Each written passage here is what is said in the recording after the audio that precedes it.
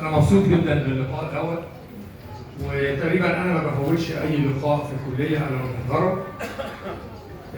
أنا بعذر بس قرايبنا اللي في الأرياف في الصعيد، الإخوة اللي جم من بعيد، واسكندرية تحب ضيوفها، وكلية الزراعة يعني أحسن مكان نتقابل فيه فعلا بصفتنا مهندسين زراعيين.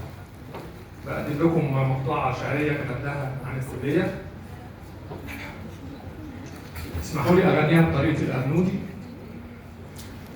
وأنا كل ما أقول التوبة يا أبوي ترميني المجادير، وأنا كل ما أقول حرمت يا أبوي باجي وعلى نفس الضرب وسير. فرحان ما تقولش بحب جديد وكأني بدون جناحين راح أطير. أتاريها قصة عشق، أتاريها قصة عشق قديم وأنا عايش فيها وليها أسير.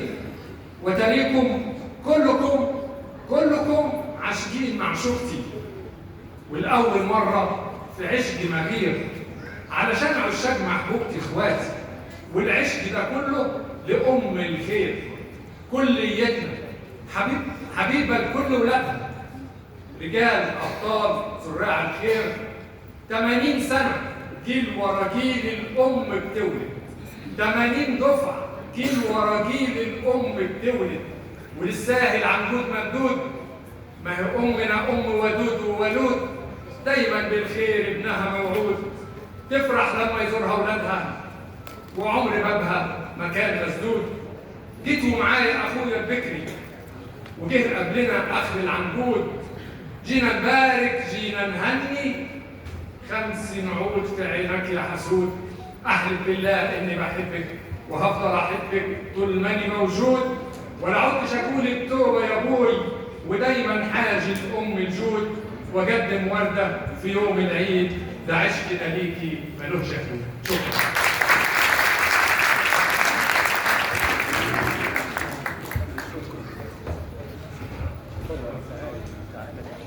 ولفتم الفقرة الشعرية مع الشاعر الكبير نهاد دربالة.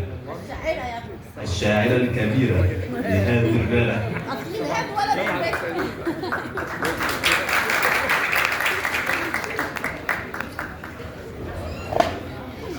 مساء الخير عليكم، كل سنة وانتم طيبين، وانا فرحانة قوي قوي قوي من هنا.